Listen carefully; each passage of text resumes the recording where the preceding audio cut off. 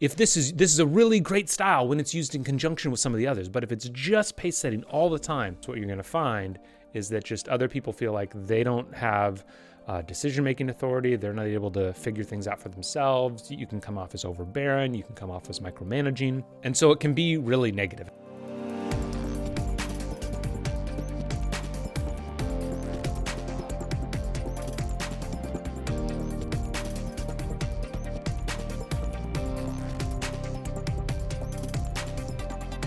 Whenever I'm working with new people leaders, one of the first things I talk about is leadership styles, because many people aren't exposed to that many different leaders early in their career. And so they might think that the style of their last manager kind of is leadership. And so by explaining to them that there are all these different styles, different ways to lead, and that the best way to be a leader is to get good at all of these different styles, it really sets them up for success. But the interesting thing is when I'm working with these new leaders, especially technical managers or really strong individual contributors, they tend to fall into one specific leadership style, which is kind of a trap. And that's why I want to talk about it today. So welcome to the Leadership Launchpad. My name is Matt Jertson. I'm excited for this first solo episode of 2025. That doesn't even sound like a real year to me. It's just crazy. If you've ever listened to me talk about leadership styles before, you probably know that I always talk about Daniel Goleman's work and the 6 leadership styles that he identified in an HBR article 25 years ago. And so I want to start by going over those leadership styles and then highlight the one that is kind of the common pitfall I see for new technical managers, and then talk about some ways that you can get out of it.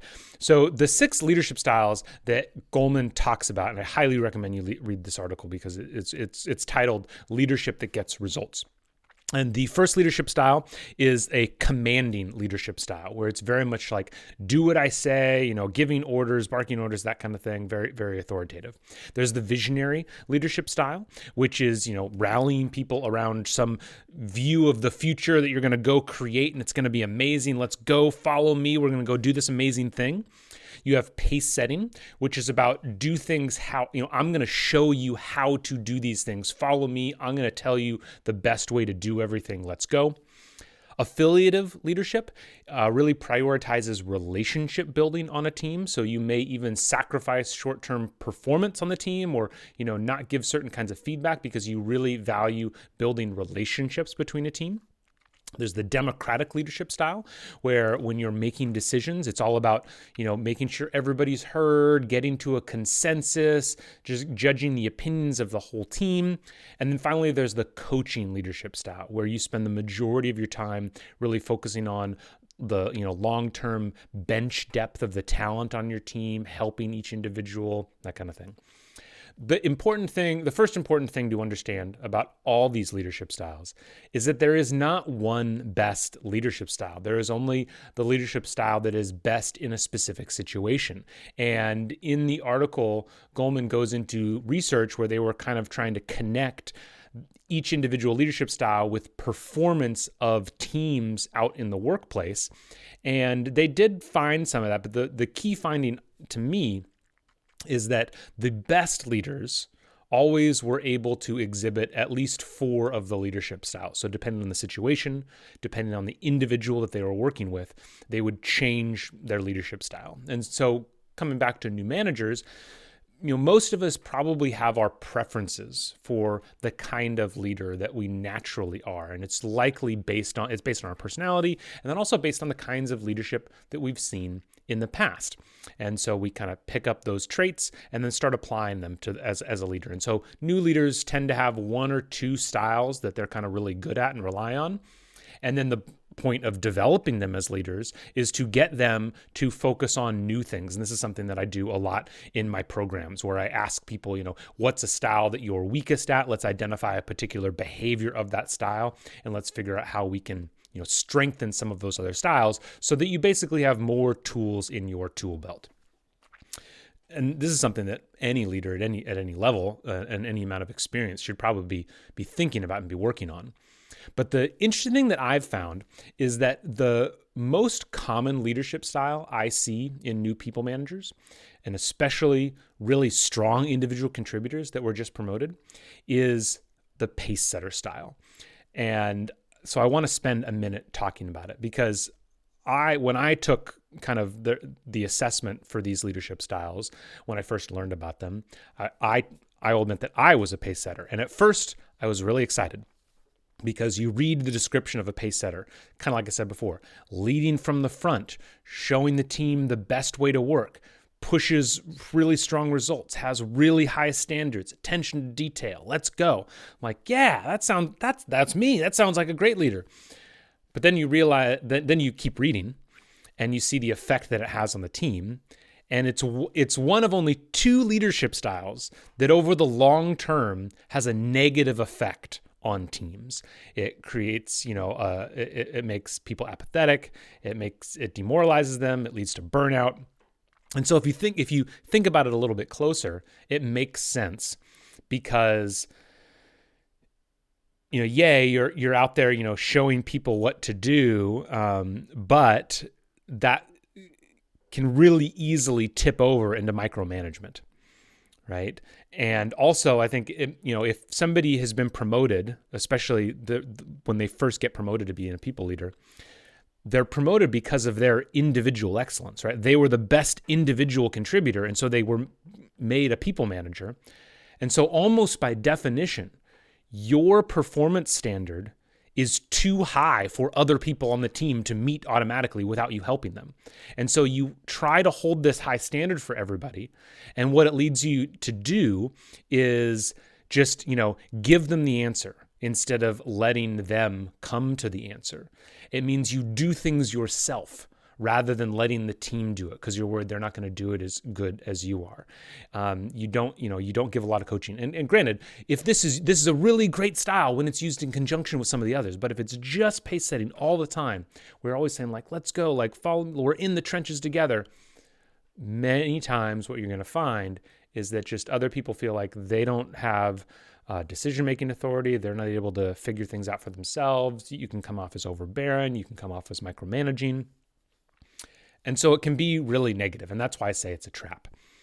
If it's such a trap, why do so many people fall into this? Well, I think kind of like I said, there's a couple reasons for this. One of which I already mentioned is the idea that the reason why you were promoted was because you had this really high standard of work. And so you start looking at other people and you're thinking they can't do it as good as I do. It was a common thing in the military. In the military, we always joked that every commander, when they got promoted, when they got a new job, they were always trying to do their last job, right? A group commander was trying to be a squadron commander. A wing commander was trying to be a group commander. That's because they knew how to do that job. And so when they got promoted, they didn't know this new thing. And so their default was to just fall back and say, I'm going to keep doing that last thing. And that's what can happen. You get promoted, you don't know how to be a people manager yet. And so you just say, well, I'm already the best at all this individual contributor work, so I'm just going to do that. So that's why it's really easy to fall into. The other reason is because sometimes I don't think we do a good enough job explaining what the role of a people manager is. And as an individual contributor, you were judged on your individual output of work. But now as a people manager, you are judged by the collective output of your team. And so it's just a little switch where you need to stop thinking about what can I do and start thinking about what can we do. And if we don't do a good enough job explaining that, then people don't make that switch. So of all these 6 leadership styles, pace setting is the most common one.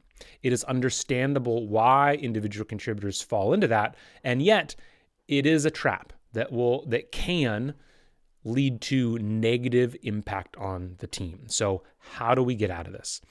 The nice thing is that it can be pretty easy. If you are sitting here listening to this and thinking, I might be a pace setter, or I'm relying on pace setting too much. Awareness, I think, is the key. And so some simple ways that you can do this and make sure you're trying to step back. Number 1 is when somebody comes to you with a problem, don't immediately give them a solution. Ask them what they think the solution is. Employ a little bit of coaching in this situation, right? Or maybe have them work with somebody else on the team. Say, so-and-so is really covering this really well, or really knows that system or that program or whatever it is really well. Maybe you can go ask them. It might feel like you're not being helpful, but what you are doing is empowering your team to solve problems themselves, right? It is not your job to solve every problem for the members of your team. It is your job to empower them to solve their own problems. There's going to be enough things that they can't solve, right? Because of just like hierarchy within a company. That's where you come in, right? When you need resources from outside the team, that's where you can really come in. And sure, I'm not saying never give a solution, but from time to time, if you think you're maybe relying a little bit too much on pace setting, just from time to time, when people come to you with a question, ask them what they think the answer is. Don't just jump right in. So that's number one. Number two, and this is really important, really hesitate or stop when you think about like taking over other people's work, or when new work comes into your team. Don't immediately think that you need to do it. Think about who else on your team can do it. Again, from an individual contributor mindset, it feels like you're passing off work, like you're not doing your job. But the point is, you have a new job, and every new thing that comes onto your plate is taking time away from you coaching your team, growing your team, getting obstacles out of their way, getting more resources, doing whatever it is to make the overall team more successful. So that's the second, the second thing is flip that switch in your mind. And rather than every time a new task comes in thinking, how am I going to do it? Think about how we are going to do it. I've heard this described a lot of times for business leaders as, it's changing the mindset from how or what to who, right? It's not how am I going to do this, it's who's going to do this. And when you can make that transition, that's when you're really getting into the people manager thought process versus the individual contributor mindset. And so if you can do just those two things, just when somebody comes to you, says like, hey, we got to do this thing, or I have this problem, don't immediately give them a solution. And then when new work comes in, don't immediately think, how am I going to do this? Think, who is best to do this? If you can make those two switches, I guarantee you're going to go a long way out of, because you don't want to get rid of pace setting. Don't get me wrong. Like, again, when we look at Goleman's work, he made very clear, long-term is when this is bad. There are definitely situations, there's emergency situations, something's going wrong, the system's down, it's all hands on deck. You are this great individual contributor, and there are key moments where you can come in and show your team, especially on technical teams, show your team that you're still technically savvy, that you know what's going on, that you're able to, that you have the skills to lead this team. You definitely still need to do that. But you can't always do that. There are many times where you need to be thinking about who else, you need to be empowering the team to solve problems, because that is how you are going to make your team more successful over the long term. If you think you're a pace setter, if you know you're a pace setter, I hope you found this helpful, and I will see you next time on the Leadership Launchpad. Thank you so much for listening to today's show. If you are looking for help turning your organization's great engineers into great managers, me and my team at Better Everyday Studios would love to help. We deliver targeted and interactive training workshops that are designed to help build the 3 fundamental skills of any new manager: building trust, giving feedback, and setting goals. Reach out to me through matt@bettereverydaystudios.com so we can start making your organization better every day.